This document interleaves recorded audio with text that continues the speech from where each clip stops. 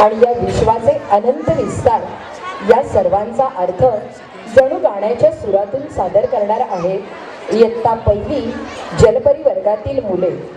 गीताचे बोल आहे स्वर्गात आकाशगंगा आणि याचे मार्गदर्शक शिक्षक आहेत श्री M.N. चौरे सर।